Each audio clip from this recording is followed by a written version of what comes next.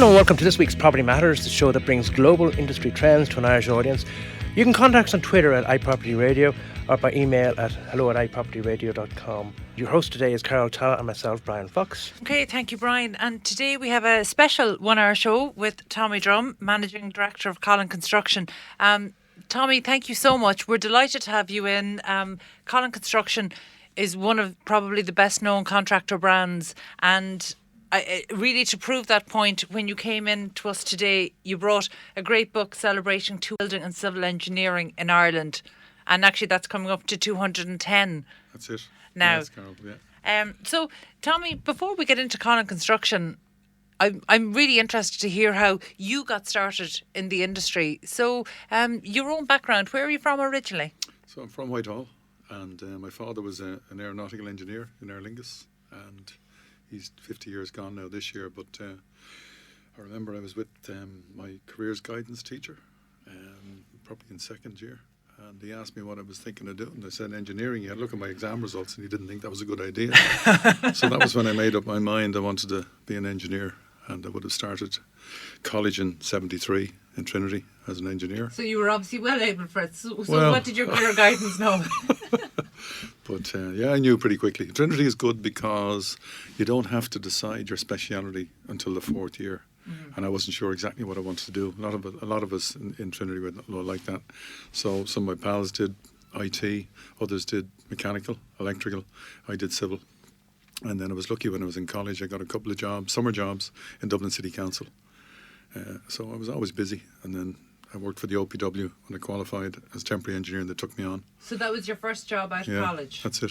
Yeah. Okay, but your time was obviously not just dedicated to working in the industry. You had quite an illustrious GAA career, and then into soccer? Is that the order it took? Yeah, I mean, I would have played Gaelic from my school, Aidan's. I'm still on the board of management there. And the two brothers who looked after us in the 60s are still alive in their late 80s. So Brother Walsh and Brother and are they still involved? Coffey. No, I mean, they're elderly now, but they still have great memories of the days. So we had a very successful school team. Liam Brady, soccer player, would have been on our school team in Gaelic. Mm-hmm. And then I would have played soccer for Kevin's. But in college then I focused on the soccer, and we had a great team, did very well. And then I broke into the Dublin team, under 21 team in 75. We got to the All-Ireland final, we were beaten by Kerry. That's right. They won the minor 21 and senior that year. And that was the start of that great Kerry team. Yes. And that haunted us for a few years, but thankfully at least we beat them a couple of times. And then I got on the senior team in 76 and played for about 10 years. And you captained? Captained in 83 and 84, which was great, real honour. Okay, and how do you keep that? Like you mentioned that you're on the board at St. Aidan's, or is it where? St. Aidan's, yeah. So how do you keep involved in that now? Well, I mean, it reminds me of where I grew up. I love keeping in touch with my roots, and I would have grown up on Collins Avenue before St. Aidan's was built and DCU was built. So I was a trustee of DCU for about 10 years for that reason, just to stay connected to the community in Whitehall. And in terms of staying connected, when's the last time you kicked a ball? Well, the Sites played the head office about 6 weeks ago. Whoa. So we won 4-3. This is soccer now. Sites.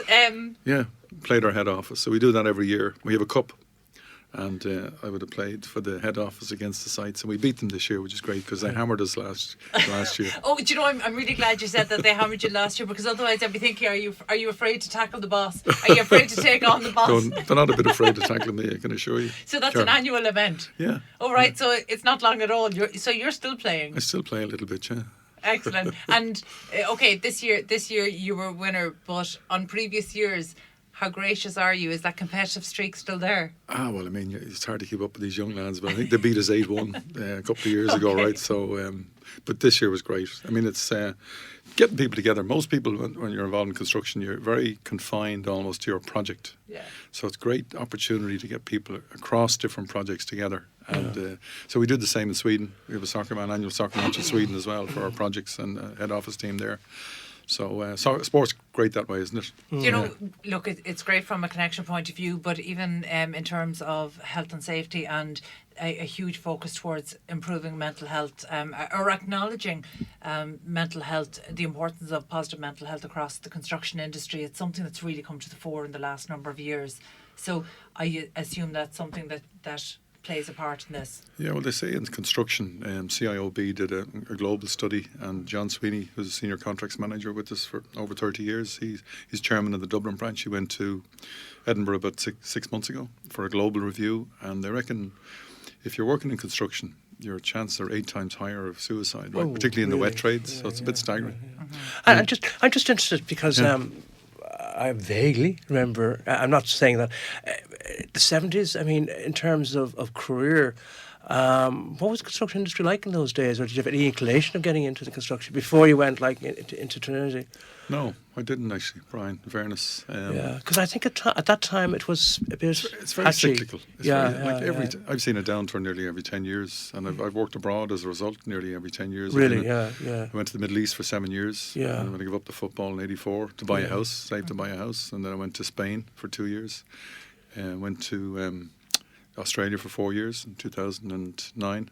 And then London for 2 years and back home. So it's a very cyclical industry. So to bring you to the point that Carl was making there, are many that are working in the construction industry can they adapt that sort of cyclical cycle in terms of financially and emotionally and psychologically as well? Well, it's difficult, Brian, right? Yeah. I mean, the number of Irish people is 100,000 have left the industry over the recession. And, while we've got, I think, another 60,000 back in the industry over the last 5 years, we're nowhere near where we were before. So there's a huge dearth of talent that are probably in Australia, probably the Middle East, Canada.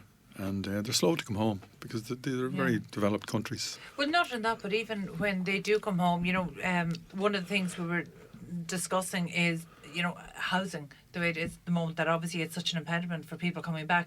But even if people who left in order to secure employment for themselves, when they return to Ireland, they're not even getting the benefit of any incentives to buy, like Help to Buy. They're actually being penalised for not having been earning in the country, which seems incredibly unfair. So I think that I don't think we've responded well at a policy level to people who had to seek work outside of Ireland and who might wish to come back to Ireland now. I think it's something we've done really poorly. No lessons seem to have been learned. But you're absolutely right in what you say about the cyclical nature of this industry. But one thing that is changing is that, maybe, and I'd love to hear your take on this, even up to a decade ago, during a downturn, our best hope with this industry was emigration to some extent, whereas now the skill set that's being built up, while we have a skills shortage in terms of labour, there's emerging technologies, there's new skill sets being created all the time, and that kind of talent can be exported. So next time around, the next cycle, whether we're looking into it right now, which certainly appears to be the case, but over the next decade, has the situation changed that we're less likely to see immigration and we're more likely to see an export of skills that maybe could allow people to stay in Ireland or and export services abroad? So a couple of things. One thing I'd say before I comment, and I would say that before the recession, I think it was about 29% of people working in the industry were graduates. Now it's about 48%. So that's a massive improvement. And I was president of the Master Builders and Contracts Association this year, and we went in to make a presentation to the Minister of Finance in preparation for his budget.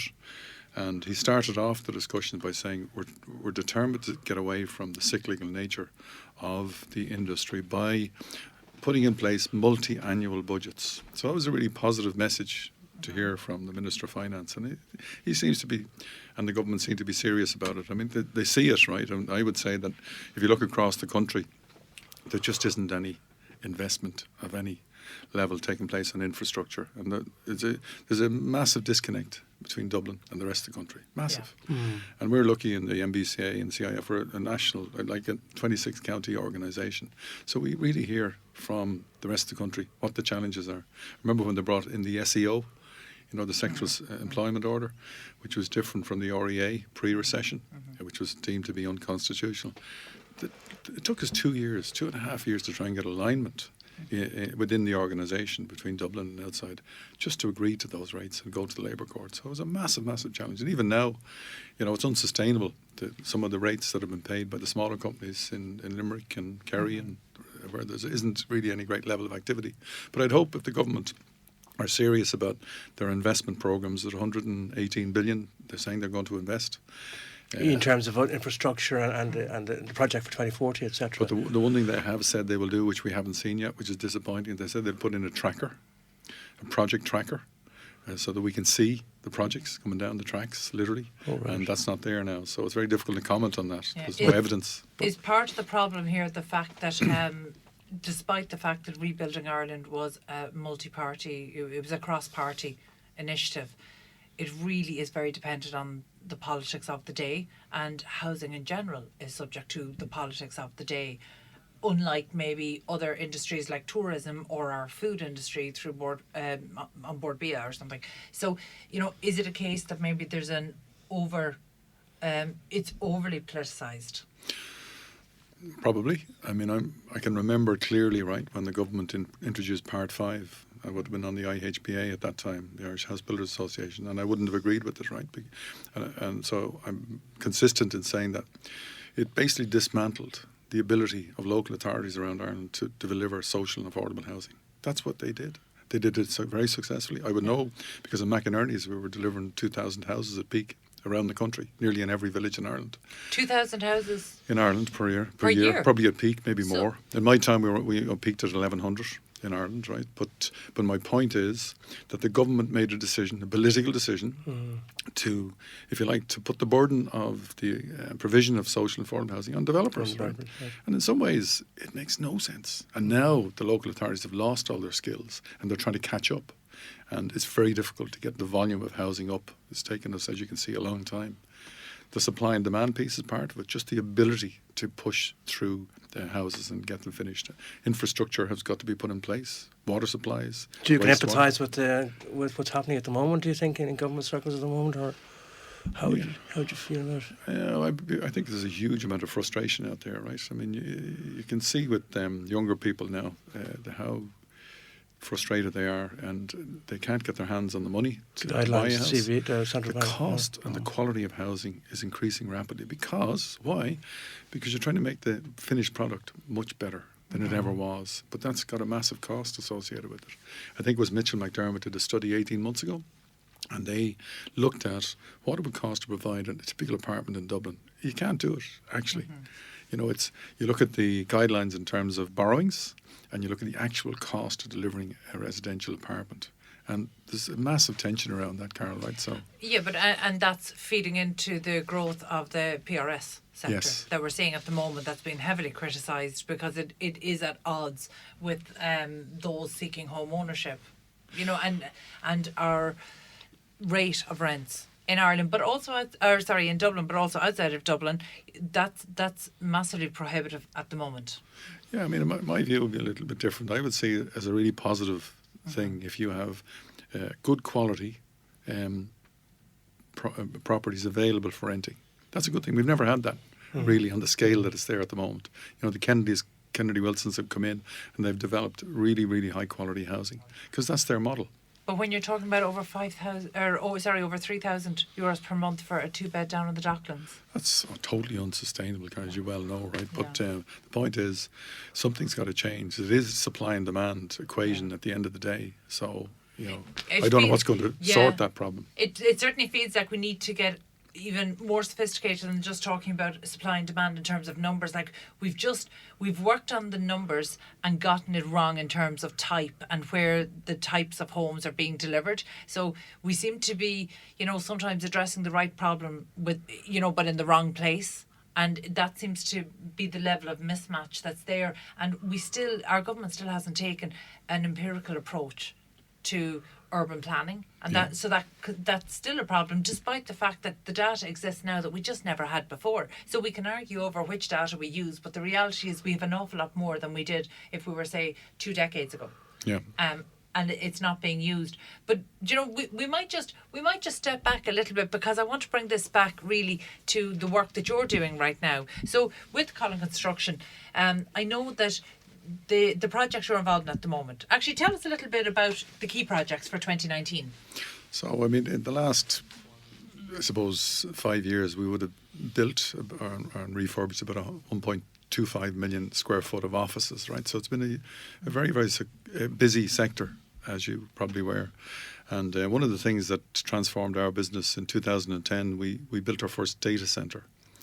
And we grew counter-cyclically right through the recession. So we lost none of our talent. We've kept the team together.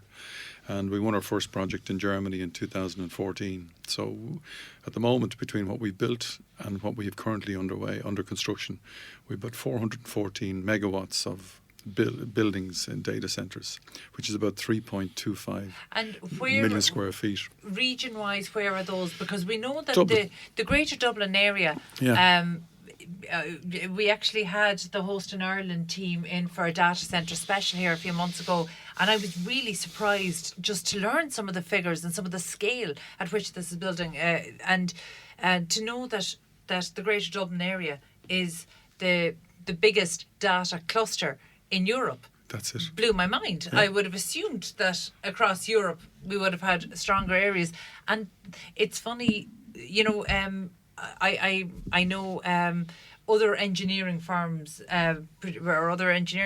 particularly Winthrop, would have been interviewed publicly and said that actually the data centre sector, focusing on that around again 2010, was the lifeblood of their business, and the skills, I suppose, latching on to this sector when it was maybe unclear what the future of that sector was going to be. I wouldn't call it a gamble, but it was certainly forecasting that was very accurate. No, it's quite remarkable what, I suppose, the data centre sector in Ireland has achieved in a relatively short space of time. And now we're exporting it. Like we went to Germany, Sweden, and we're building, say, five projects at the moment between Sweden and Germany. And the great thing about Irish business abroad, we have an amazing understanding of what it takes to get something built. And Irish people and generally our supply chain will follow us to Sweden and Germany. It's been very effective for our clients to be able to, not just us, any of the companies from Ireland that are very active in this sector and have been. I think there's great recognition by our clients, the American clients mainly, and some Chinese clients as well. For excellence in this sector. Excellence, yeah. So you must have a very good overview, having run similar projects in Ireland and in other jurisdictions. Where does Ireland stack up in terms of regulatory framework and the processes, as you mentioned there, the ability to get things built? I think one of the things I separate Ireland around is safety. We kind of made obligations and accountabilities in safety about 20 years ago. The government made that decision, and it basically transformed people's approach to safety. So I've worked in many countries around the world, and I would safely say in Ireland we're really good at safety, because you go to other jurisdictions and sometimes they just don't have the same mass around safety. So you have to take your culture there and insist that you operate the projects to your standards, and we've done that very effectively. I wouldn't name the countries. I would just say that maybe we're not in a bad place when it comes to safety performance. Well, that's a really positive thing to hear, and in fact that leads us nicely into the team, and we're going to take a quick break, but after the break we'll come in and just take a look at what's happening across the team there. So we're here in studio with Tommy Drumm, Managing Director of Collen Construction, who'll be staying with us to talk to us more after the break about some of the projects that Collen Construction have been involved in, and also why STEM is important. So stay tuned. Everything's fine on 93.9 Dublin South FM. Oh, will you look at them go? I wish I had their energy. They're good for the soul, though, aren't they? I can't imagine life without Lucky. But he might outlive me yet. Oh, well, take my advice and sign up for a Dogs Trust Canine Care card. It's completely free, and it's given me such peace of mind since I did. What's that? Well, it's simple, really. It means if you pass away before Lucky, Dogs Trust will take him in and give him the care and love he needs until they match him with the perfect forever home. That sounds terrific. How much did you say it costs? It doesn't cost a cent. Great. How do I sign up? Just text CARE to 50100 and they'll call you with more information. Or you can go to dogstrust.ie. Well, that's wonderful advice. I'll do that right away. Here, Lucky. Good boy. Whatever loan you're looking for, wedding loans, holiday loans, car or home improvement loans, make sure you talk to your local Capital Credit Union, where there are no hidden charges or early repayment penalties on your loan. Loans subject to approval, terms and conditions apply. Capital Credit Union Limited, regulated by the Central Bank of Ireland. Senior Line is a confidential telephone service for older people. Free phone 1800 80 45 91. We're open every day of the year from 10 a.m. till 10 p.m, including Christmas Day and New Year. So it's free phone 1800 80 45 91. We're there if you need someone to talk to and need someone to listen. We're older people too, so we will understand, and we're very good at listening.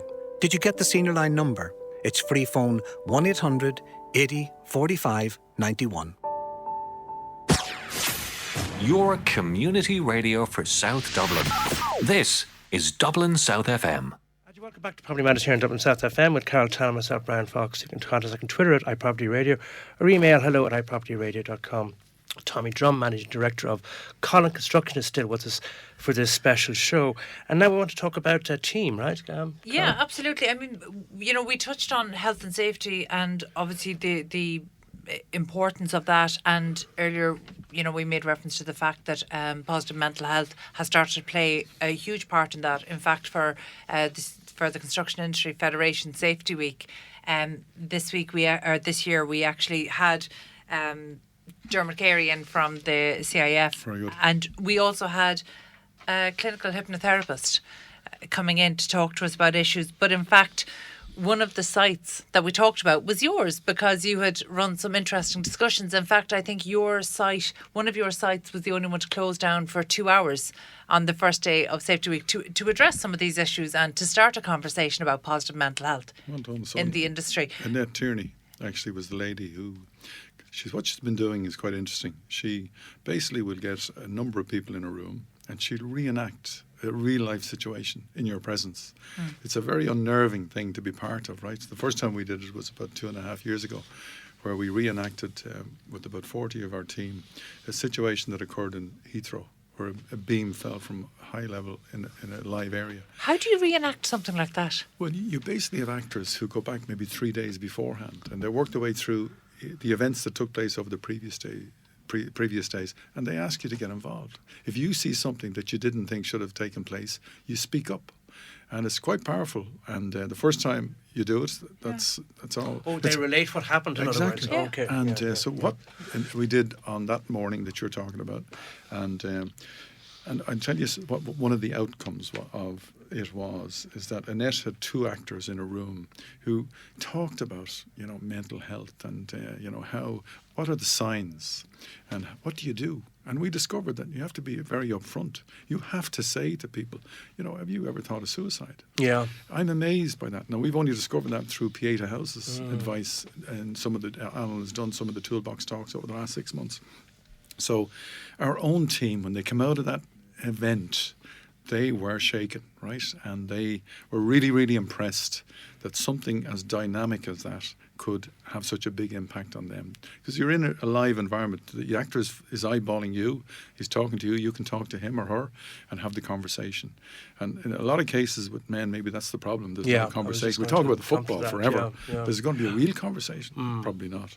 My own mother suffered from depression. Now she's 36 years gone this year, but she suffered from depression most of her married life, right? So I'm kind of used to it. And I'm happy talking about it with people. But the day after that event, one of our employees wrote to me. He actually wrote to me and he said, I've tried to write this email so many times and I've just stopped and I've never sent it because I felt that if I did put my hand up, that I would suffer as a result, that people would look down on me or they would see it as a weakness on my part. But he said, I was so impacted by what Annette and her team did yesterday. I'm actually writing the email and sending it to you. Send it to me, copied my construction director. So I did the national address for the MBCA there about 3 weeks ago. The most nerve-wracking thing I've ever done in my life. And I would have talked about that and read out some of the things that was said. And I rang him before and said, "Are you comfortable if I do this?" And he said yes. And because it demonstrated to him that if you speak up, you can actually make a difference. And people who are in the space he was in, who do nothing and say nothing, and they hear that. You saw the young girl who was in the toy show. I mean, oh my God. You heard her speaking up about bullying. So all the other children who heard her speak must feel, oh my God, this is effective.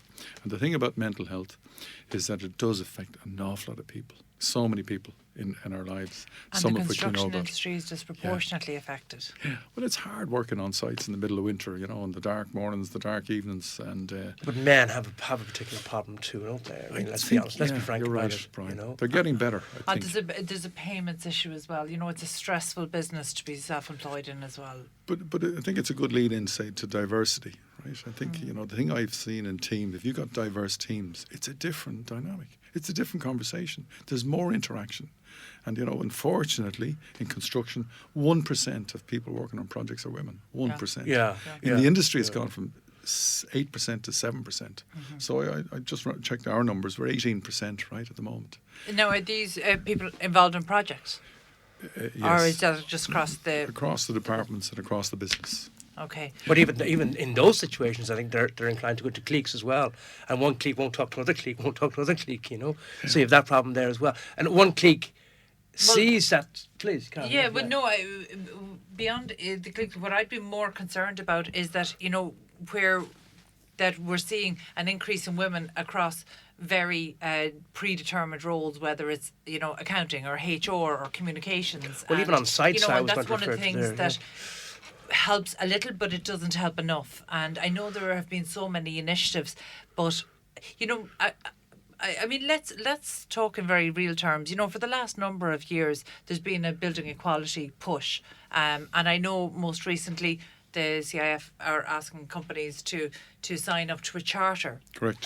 For building, for equality and diversity. But I just want to relay a very real conversation I had with one of our contractor clients, and we had a conversation and said, look, your website's very male dominated, and they said we don't have any women working across our projects, and I said, look, why, and we spoke about confirmation bias and how people like people who are like us, but when we broke it down, I was trying to see, is there a way maybe that there's an element of bias in the CV application process or something? And it turns out that this contractor firm had only, over the course of a decade, received possibly 2 CVs from women applicants. So I was coming in as an outsider, almost criticising the fact, their application process. So look, maybe we need to go a step further and say, okay, maybe is there something in your job spec? Is there something in your culture that's discouraging women? But this is the reality. Now they're based outside of Dublin. They're a rural contractor, but 2 applications from women in 10 years for site or for project roles. So we would have debated this for the last 5 years in the CIA, Construction Industry Federation, the MBCA. So we have concluded, right, we've gone externally to 10AO and taken their advice and done some market research. So we have a programme now where we're writing out to member companies to ask them to sign up for a careers development programme for 3 to 5 years. It only costs €100 per company per month. It's very little. And so what that will do is that we've got to get out into the primary schools in the first instance now, and we've got to appeal to the boys and girls who are, their minds are completely open, right? And we've got to convince them, we've got to convince their parents, we've got to convince careers guidance students, teachers, that our industry is actually a really, really rewarding industry to work in. And the plethora of different jobs and roles that are available. There's probably about 15 or 20 roles available to men and women. And I wouldn't accept that that women that women can't do a job. I think the thing I've discovered, Sonia Lennon launched a very important event last week, which I went to. It was opened by the Taoiseach. And what I caught my imagination is that they were highlighted the top 5 things that a woman wants to see in a job.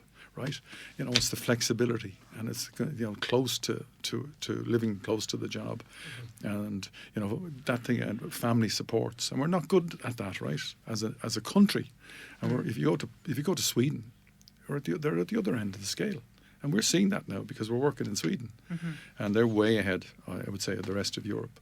So I think we've a huge amount to do, but we've accepted now. We've got to go to schools. And Ronan Howe from our organisation would have gone into Holt National School. And he's, the STEAM, science and technology, engineering, arts and maths. And he is blown away, and I've been blown away going into those classrooms. And the quality of questioning you get from children is phenomenal. Yeah. But we're capturing their imagination as well. We're solving problems. We're talking to them about how do you get from, an apple to a bottle of cider or whatever. And they love that.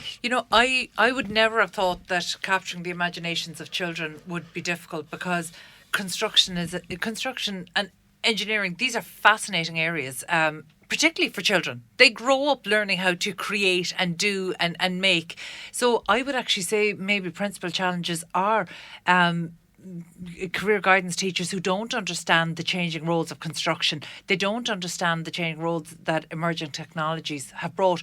But is there some parental pushback or resistance here as well?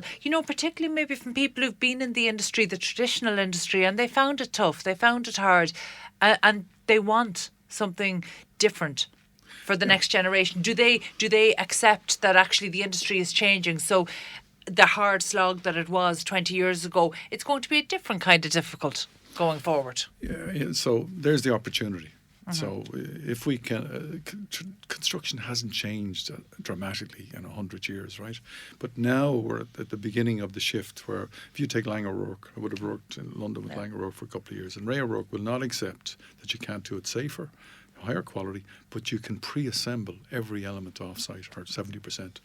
And so, you can pre-assemble large elements of projects now in a factory environment. Yeah. It's a much better working environment. You go to Australia. Of course it is. Much more women working in that sort of situation. And modular construction is something that we've explored. Actually, we probably cover modular construction maybe once a month on the show here, because it's something that we see as such a growth area. But actually, this morning I was at an industry event where the panel.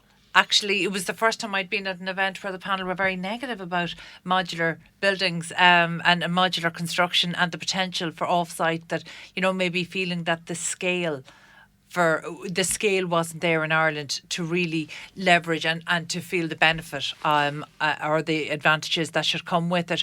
But also, what was really interesting actually on this panel is that I realised there's still some very old school thinking about modular, because one person actually referred to the fact that they were built in rectangular boxes, and that's just so far removed from the reality of the modular homes and the modules that are being developed today. And in fact, in the same way we had the conversation about timber frame homes and block built homes, 20, 25 years ago. Internally and externally, you shouldn't be able to tell the form of construction. You're right, and but I suppose I can only speak from my own experience. So, when I went to Australia, I would have manufactured, say, accommodation for 4,000 people in Thailand, shipped it to Fremantle and up to Barrow Island for the Chevron's LNG Gorgon project. So I've done it. And the highest land speed in the world is 429 kilometres per hour on Barrow Island. So we had to design, manufacture and build these units, which were cyclone proof. So you could, if you have the nous, if you have the determination, you can do most things. I think Ireland is struggling with the modular housing solution, but there are companies investing in it now, and you're going to see a shift. What do you think that is about it? I think people are slow to change, right? Timber framed housing made a massive shift here over, say, my experience coming up to, from about 95 to 2008, 2009, and most housing was timber frame, maybe 6% of the housing. So you just have to prove to people that it can be done. And so I think, from my experience again on the modularisation, we built and designed and built 2 large data centres, Carol, in Grange Castle. We built 56 modules in Donegal. We had to close the motorway to take them down. But it was 60,000 man-hours. But they were all manufactured in Ireland? All manufactured in Donegal by E&I in a factory. And we brought them into the project, and we were able to get ahead with building the project and get the envelope waterproof. So that was fine, but we brought these finished products and just slid them in. We did the same. We've just taken our first skid from Estonia to Sweden today, and it's much safer. You can do a lot of pre-commissioning. in a really, really clean and well-organised environment. Much, much safer. So that's really interesting because, again, this would be something that, we hear proponents of modular build tell us, and then there seems to be quite a big disconnect between those who are embracing all methods of modern construction and those who aren't. So it's really interesting to hear what level of or what percentage would you know of your output over the last year has been modular? Yeah, or do you know for your pipeline for 2020? I would say it's a relatively small, element of buildings, but we've done it now, and our clients love it, and because it helps give them safer outcome, higher quality, and in a faster time frame. So I think you're going to see more and more of it. Can I ask about cost? Because that seems to be such a big issue. Initially there was modular building was being sold on the basis of financial savings, and that really didn't transpire, and that slowed the momentum. Whereas actually, if you look at the savings in terms of certainty of programme, certainty of build, less delays on site, safer, all of the other benefits, is there an overall saving there, or what has your experience been? So I'll give you a simple example, right? Now, I haven't built housing since McInerney's in 2009, but at that time, a traditional house, you'd build it in 16 weeks. A timber frame house, you'd build it in 12 weeks. So that's 4 weeks quicker. So that's saving in prelims, the actual cost of running a project. But it'll cost you 4,000 more per house.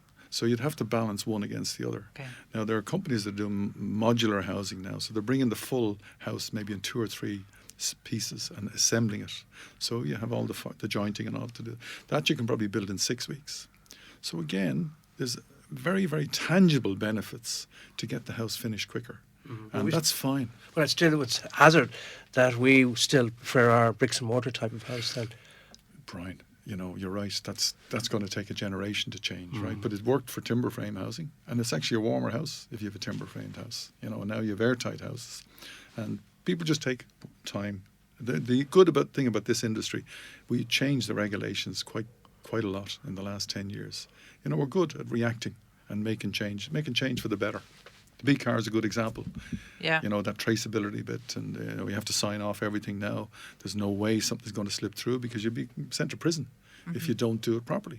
And that scares a lot of people who have to sign off. So there's a huge amount of rigour around quality of construction now. And look, are we talking about that enough? Because you might have seen...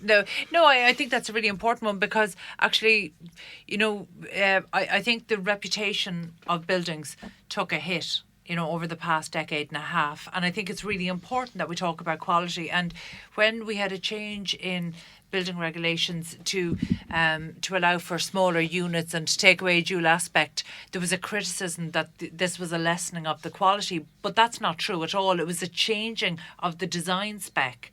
But there was no lessening of quality. And I think that's something that really got missed in the national debate. So I think it's actually really important that we talk about the quality of build that's being delivered in Ireland. And did you happen to catch the RTE show about quarries last week? It was something that sent us. It was something that sent us backwards in terms of traceability of our raw materials. But look, we might get into that on another day. But while we have you with us, Tommy, I know there's certainly more topics that we want to cover, including Collen's extension into Europe. So we're going to take a short break now, but stay tuned, and we'll just be discussing more with Tommy Drumm from Collen Construction after the break. Broadcasting from the Dundrum Town Centre, this is Dublin South FM. Join myself, Carol Tallon, and Brian Fox on Property Matters every Tuesday, 6 to 7 p.m. on Dublin South FM 93.9 as we take on the big property stories of the week affecting Dublin. Hello, it's Joe Dalton here from Breakthrough Brands. Please tune into my show every Tuesday at 2 p.m, where I get to interview business leaders and authors and mentors from all over the globe. That's Breakthrough Brands, 2 p.m. on Dublin South FM. Sweet, sweet memories you gave of me. Hello, Martha Lynham here. Why not tune into Memory Lane, a programme for our senior citizens every Tuesday at 4? Or listen back on the podcast section of the Dublin South FM website. We'll be taking a nostalgic trip down memory lane with a mix of history, trivia, some golden oldie music and a little bit of banter. That's Memory Lane, Tuesdays at 4 on Dublin South FM. Memories are made of this.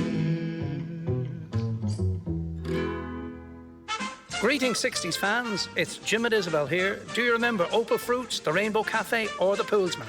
Did you listen to the latest pop record on Radio Caroline or Radio Luxembourg? Well, whether the answer is yes or no, Echoes of the Jukebox puts you right at the heart of the sights and the sounds of the 60s. Armed with a stack of singles, we invite you to join us on Echoes of the Jukebox right here on Dublin South FM, Wednesdays 2 to 3. The Wurlitzer's humming. We'll see you there, gang.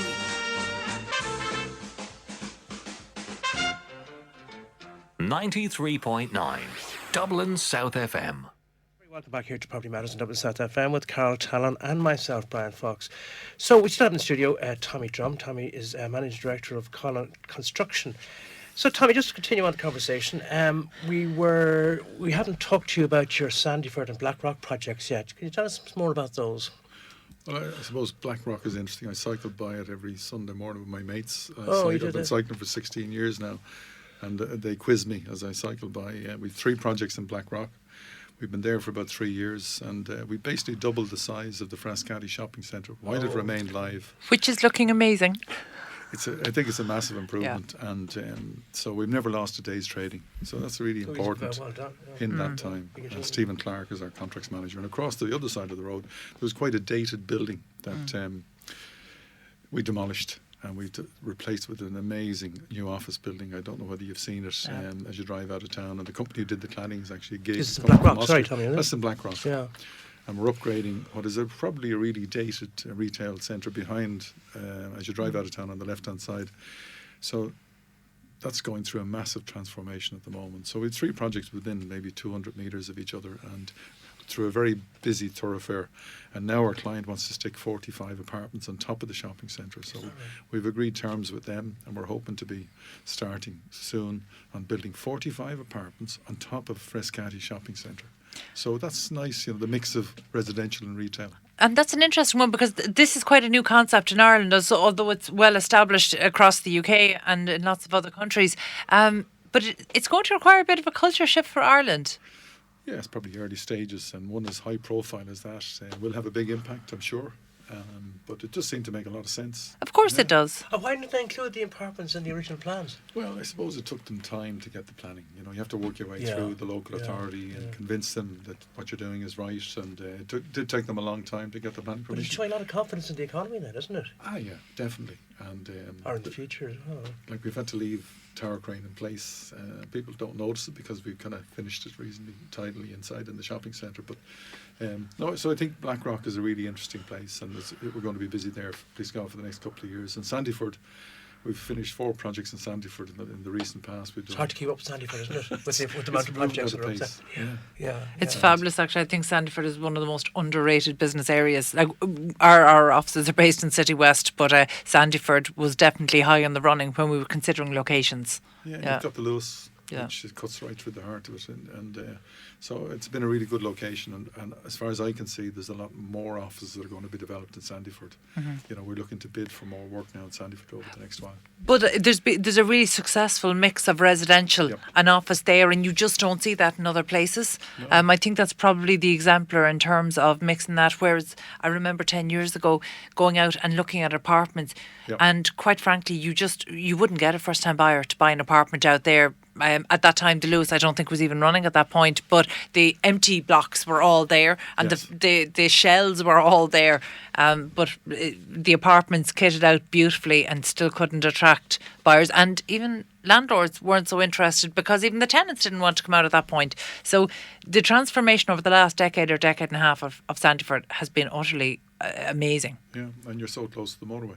Yeah. You have accessibility out of town. Well, there are a lot of projects in this area anyway going up at the moment. Yeah. And there seems to be a lot of confidence in the area as well.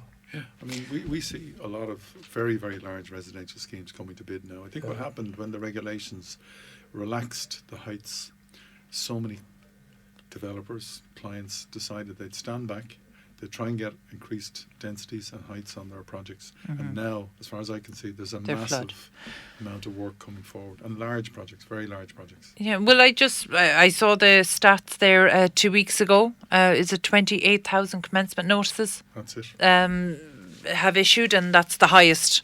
That's the highest we've had since the crash. So I don't know. Will they? One would assume they will translate. Oh, I think they will. I'm seeing them now. We're tendering for 450 apartments, 500 apartments, 600 apartments. These are large schemes. Are all of these PRS? No, not all of them. I think it's a good mix from the ones we're pricing. We've got a mix of both. Okay, so I think that's good. Yeah. I think that you go back to your earlier comments, Carolyn. I think that's better for the market, for the buyer, for the renter, whoever. They've got a choice. Well, let's break down. Are you able to discuss your pipeline for 2020 of what you know so far? Do you know what's going to be keeping you busy on site? Yeah, we in Sandyford we finished a beautiful building for Sir Maguire just as you drive into Sandyford at the Lewis line there. That's one South County. Oh yes. So we're doing a second building for Cyril. Right, we hope to start in January. So that's a really really nice job, and we're starting a project for the Linders in Haymarket, an office building. And we've secured a project yesterday in Wuxi, a pharmaceutical plant up in Dundalk. Okay. Huge investment by a Chinese pharmaceutical company. You probably saw in the media last week, they've announced the second phase. And we're bidding for Value Retail at the moment. We did the second phase of Value Retail down in Kildare, and they're out to bid for the third at the moment. So we're in competition to try and secure that. That's another area that's entirely transformed over the past, actually much shorter, over the last 4 or 5 years. Yeah, fascinated by retail. Like retail is changing now. You know, so many people are buying online, but yet you're still seeing a significant level of investment. If you look at Henderson buying from Green, and you look at was it Blackstone bought from here where we are here.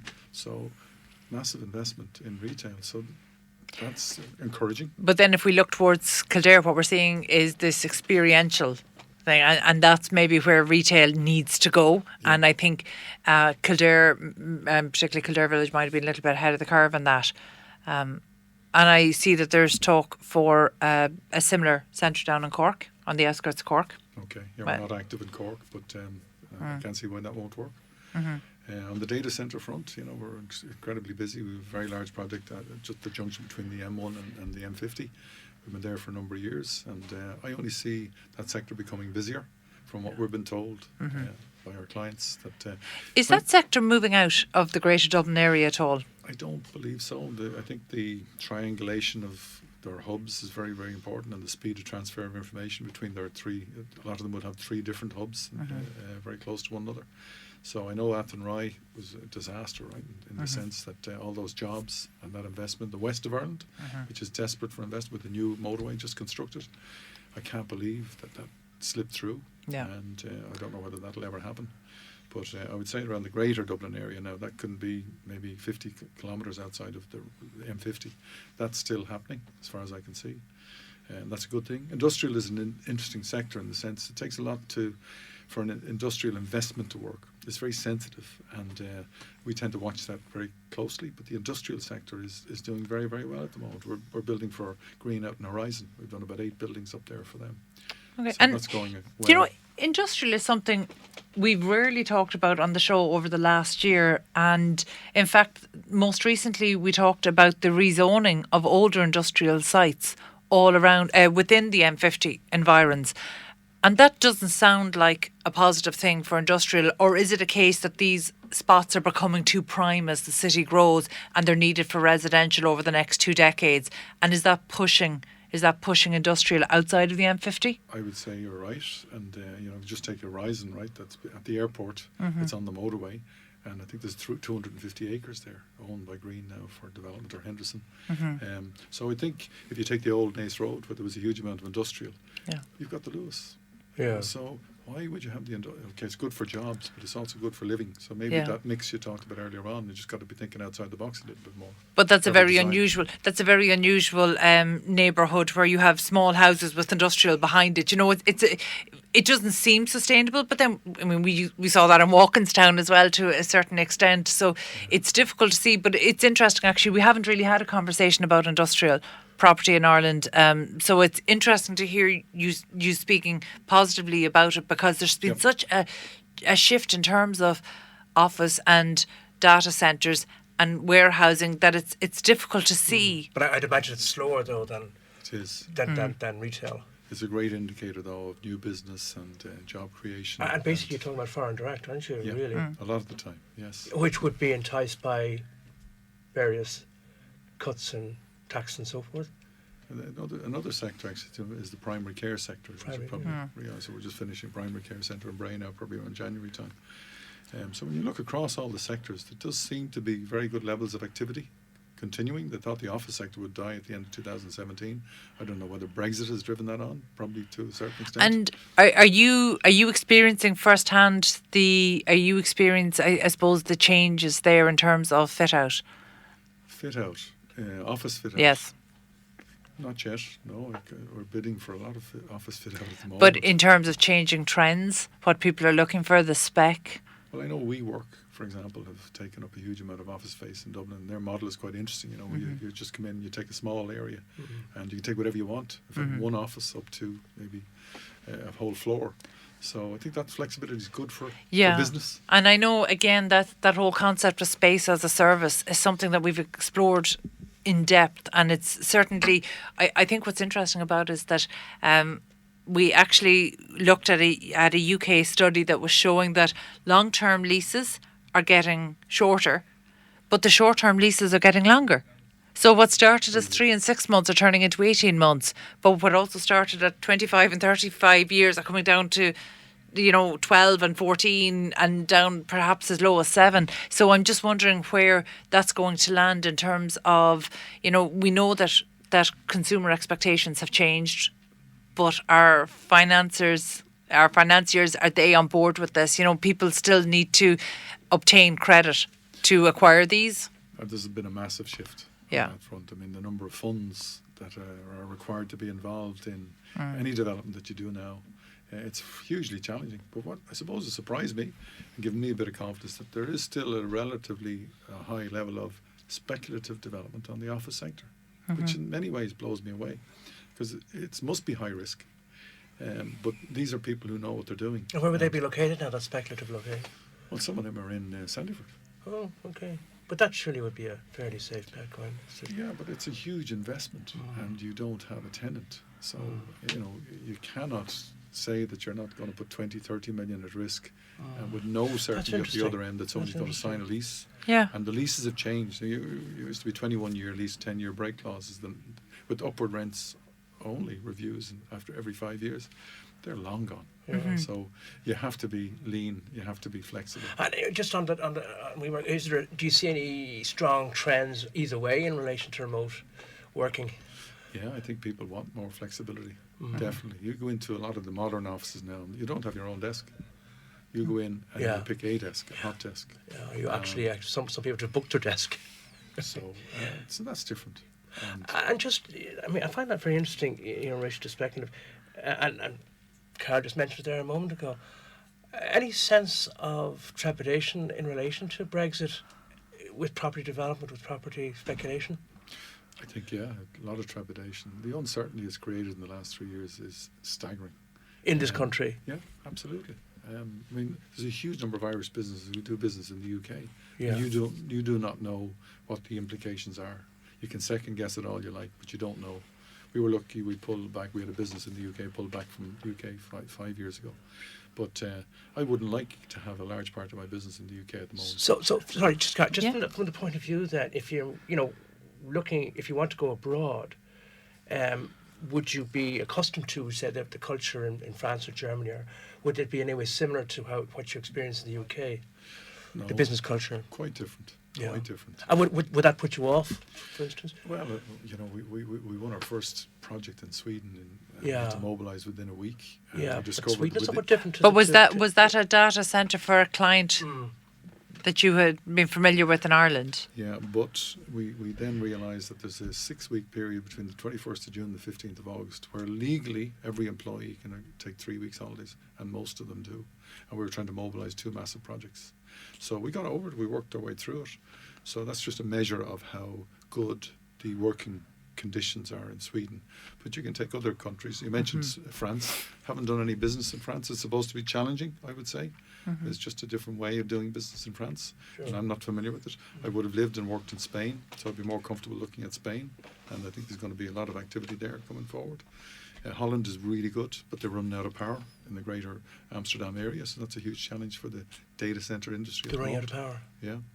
And they have a kind of a they cap. have sufficient energy, sufficient supply. Is that something, and this might be an unfair question to put to you, but is that something that could happen in Ireland? I think there was a risk maybe, but I think there's a maturity there at the moment when the government has seen the level of investment that is coming down the tracks in terms of investment in land. I think there's a bigger appetite now, from what I've been told, to invest in the generation of power. And different ways of generating power, combined gas power plants, and that's widely accepted now. So no, I think after the Apple debacle, I can see a shift in how it's been approached in Ireland. Well, which obviously is a positive thing, and it brings us nicely on to the issue of sustainability across the construction sector. Obviously, that's such a huge conversation that's going on at the moment. Where is Collen Construction in that?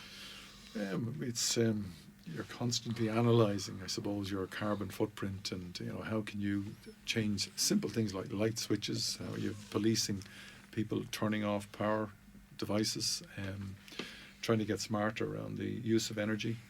We've done a major upgrade to our own offices to try and get more solar power. But is this something? Is this something that's client led, or are you driving it? We're driving it ourselves. What I find, people are more interested now, especially younger people. My daughter would stress about the world in 40, 50 years' time.